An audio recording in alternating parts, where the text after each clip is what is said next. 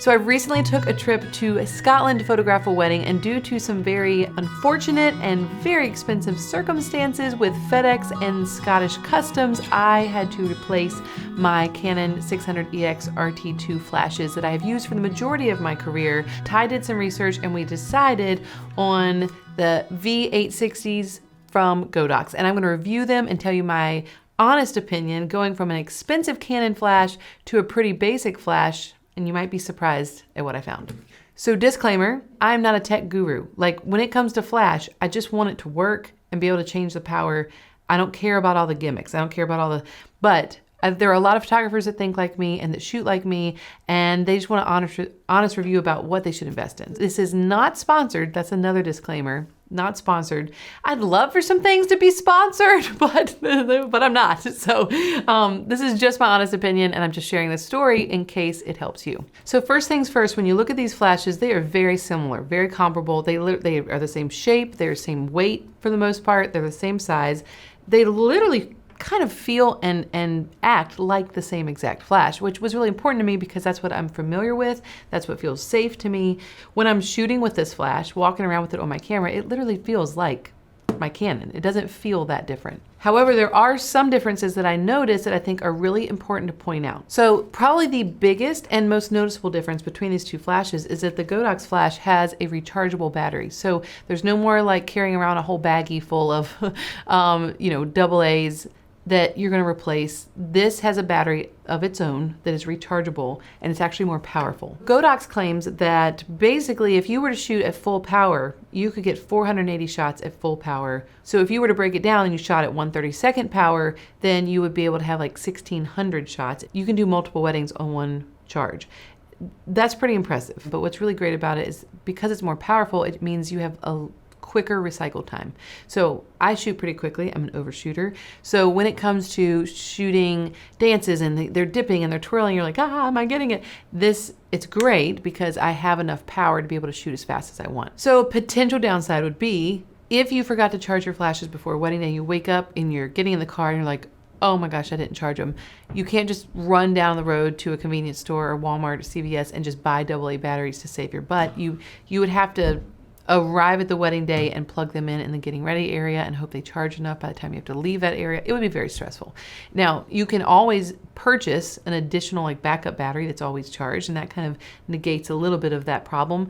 Is it really a problem? No, but it is an inconvenient thing if you find yourself in a situation where you forgot to charge them. Something that I do really love that's a big difference between the two of them is when I am using one of these as my on camera and I have two off camera, the menu on the back of the on camera is really intuitive and allows me to change the power of all the flashes more quickly, more intuitively, and I just think it's easier to access that quick change. Whereas the Canon system, there's a few extra steps to be able to change each one.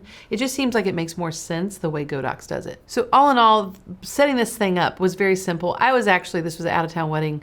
Ty was going with us. I was running around trying to get my bags packed and children fed. And Ty figured out how to set it up and make one like on camera, but it was very intuitive for him. It's pretty simple to set up, and I appreciate that it mirrors the part of Canon that I find comfortable and familiar, but yet takes the part of Canon that seemed a little bit like cumbersome, like the way that the menu was set up, the way I could access changing ratios, that seemed like it was fixed or elevated as far as usability on the Godox. So the other difference that's pretty significant, especially if you're a beginner and you're watching this and you're like, I know I need flash for weddings, what do I do?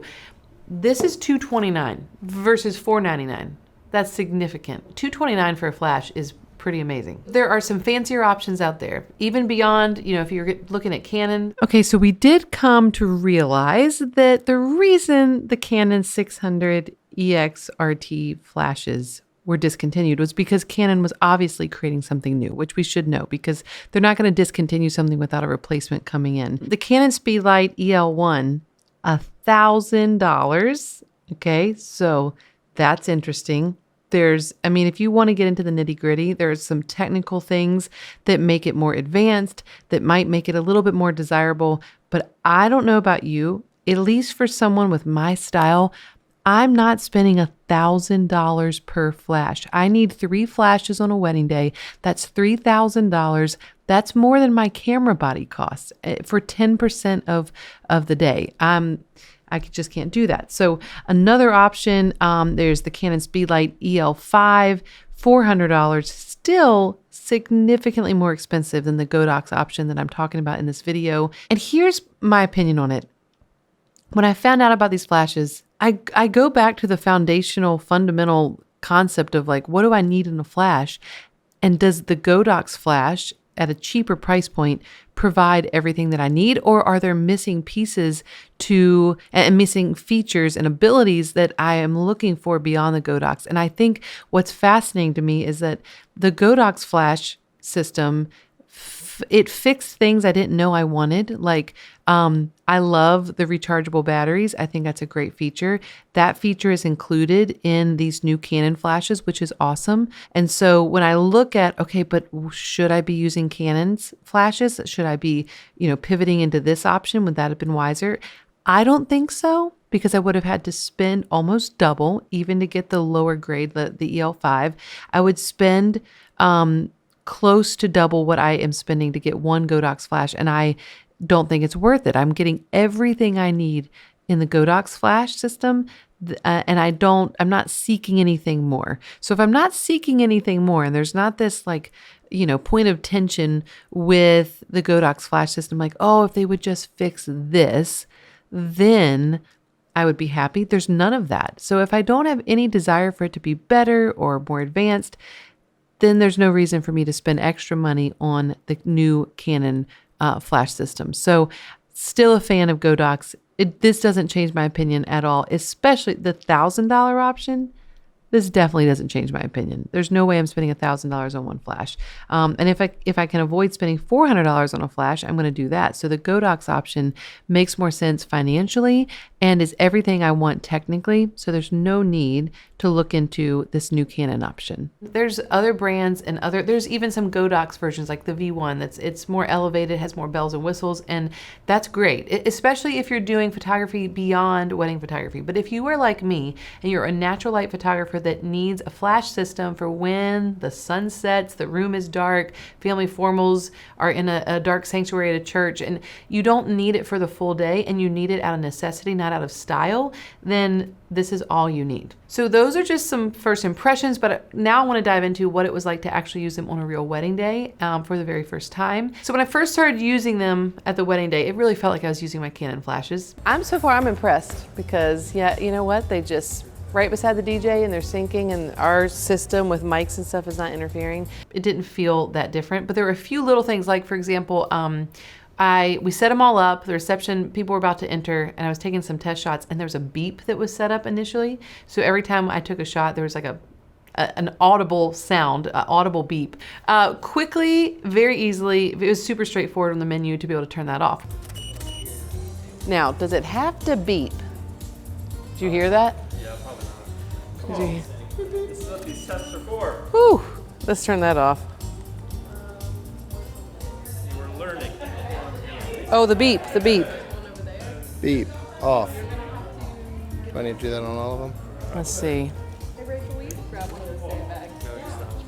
Perfect. How simple and straightforward. They even called it Ty, beep. you're in front of the... Which I think speaks to the fact that I experienced the Godox flashes to just be very user-friendly. So that was a little minor thing, but it was something that I was like, oh, yep, that's not for me, and I had to make a change before everything started. So then once the dances started, that's when I noticed my first, what we would call minor, but could be a major hiccup. It was not recycling as fast as the reviews said it would. We were like, what is going on? Even you can probably see this in the behind the scenes footage. Literally, I'm shooting and I'm looking back at Ty like, what's wrong with this? This isn't working. Like, I literally am like shooting, and I wish we had a video of his face, because he was like, that's not right. Something is not right. So I immediately thought like, oh great. Did I buy the wrong version? Were the reviews wrong? Is my flash power too high? It was like at 1/64th power and ISO at like 1,000. Like I had some things I could do to change it up, but it should be fine at that low of power. So then we realized why that was happening. Road leads you where you wanna go. And if you're faced with the choice you have to choose, I hope you choose the one that means the most to you. And if one door opens to another door. So with Canon, it would actually block me as soon as my flash was on. It would block me from being able to go any higher than 1/200th for my shutter. And so unless you were to go and actually say, I'm going to turn on high speed sync, and then you could obviously do whatever you want. That was automatic with this, but it's not automatic with the Godox. So what happened was I wasn't paying attention. I had my shutter at 1/250th, and that automatically, with the Godox system, automatically turned on the high-speed sync mode. And so that's when the flash is firing multiple times in a row, which is going to eat up your battery power and really elongate your recycle time. So that's why I was shooting and I couldn't get it to fire but every few seconds. And if Ty was not filming that wedding with us for All Access, which if you're not a member, you should be. You can see all this in real life. You know, what would I have done? Well, I would have been sitting down in the corner in between dances with Michael, making him Google everything and figure out, like, why is this not working the way it's supposed to? And we would have figured it out. So I'm thankful Ty figured it out instantly, because by the time the parent dances came up, we had it fixed and it fired exactly as it should and how I expected it to. So after we figured out that situation, honestly, it felt very similar, almost exactly the same to shooting with my Canon flashes. Maybe a tad faster, maybe it felt a tad more reliable, which is great. I honestly, I didn't want anything more than what I had already experienced with my 600s. I had some connectivity issues at some weddings with my flashes, and I don't think we ever fully nailed down, like, was it my wireless mic interfering? You know, we always check the standard things, like, are they on the same channel? Like, is one of them's battery dying? Like, you know, simple stuff that is pretty much like no-brainers. We checked all of that, but there were some weird scenarios where they just were not communicating, honestly, the way that I never used to struggle with that. But I also didn't always have a videographer following me with some wireless setup for a mic. I haven't always paid attention to my placement of the flash and the DJ system. So I don't know, was there interference? We're not really sure. But I had those struggles with the Canon flashes every now and then, more so recently than in the past.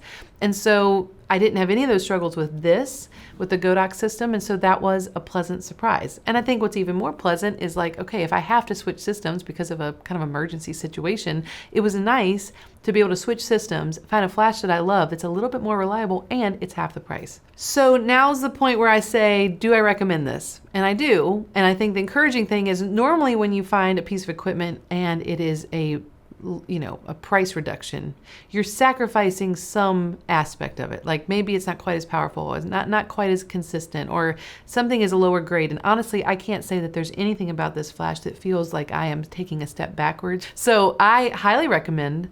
I'm going to be using these, and even though these guys came back from Scotland, I don't think they're going to be going to weddings with me anymore, which is crazy. Life changes. We're moving forward. A few caveats is that I've only shot one, technically kind of two, really just one wedding with them. And it was at a smaller venue. So, like, I haven't tested range. I need to test that. Connectivity was great.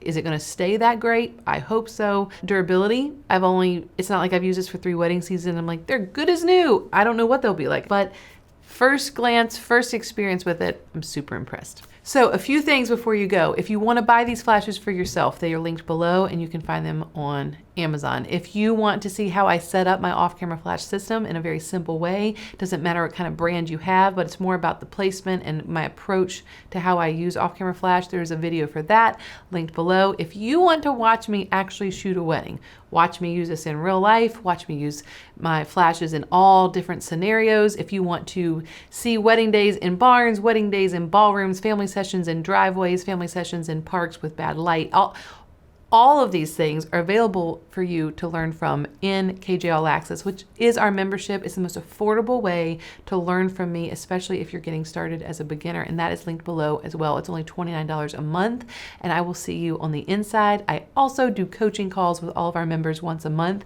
so that we can see each other face to face and ask questions. So join today, and I'll see you on the next call. If you want a setup guide for how we set up these flashes, comment down below, let us know that's a need. If there's a big enough need, we can do that in the future. We just need to know how we can help you in this part of your photography journey. So thanks for tuning in. I will see you next time. Thanks for watching. Like and subscribe. Bye. Bye!